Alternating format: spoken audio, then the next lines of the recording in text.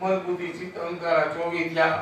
25મું તત્વ પ્રાણ. હવે આને વ્યાકરણમાં રમેશભાઈ કહેતા હતા ઈ નો આલે આયા દેશી કેવું પડે. અમે આ ભૂલ થઈ ગયા. સુરતમાં અમારી કથા લાલ દરવાજા મોઢ વણિક જ્ઞાતિની વાડીમાં અને અમારાથી ગવાઈ ગયું એક ક્લાસિકલ ગરબો. હવે ક્લાસિકલ ગરબો ગવાણો એનો રાષ્ટ્રીય પણ જામે નહીં. મેં મારા સંગીત વાળાની સામે જોયું બાપુ કેમ જામતું નથી. મને તો બાપુ દેશી કરવા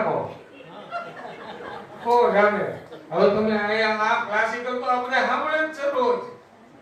તમે દેશી કરો. અને મેં કીધું શેરી વળાવી સજ કરું ઘેરે આવો ને આ દેશી કર્યું જામ્યું.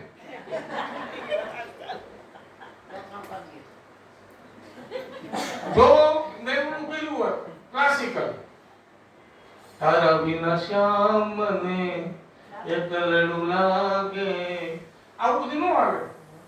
એ તો રોજ સાંભળતા હોય ત્યાં. પણ દેશી નો સાંભળે. દેશી સાંભળવા માટે દેશી જ કલાકાર જોઈએ. આ વ્યાકરણ સમજાવવા માટે દેશી જ જોઈએ. આમાં ન હાલે. આમાં ક્લાસિકલ તો હાલે જ નહીં. હા એનું રમેશભાઈનું છે હું તમને સમજાવું છું.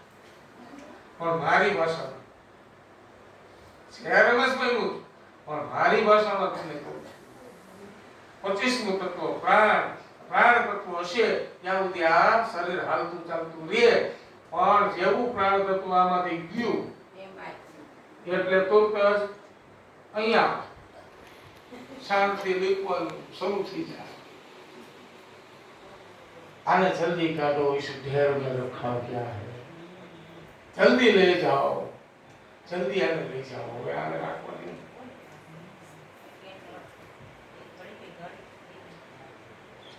થોડી વાર પણ નથી રાખતા. પણ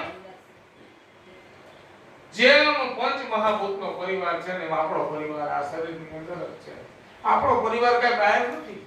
એટલે આપણને એમ લાગે કે આ છોકરા મારે આ મારે પણ આપણું કાય છે.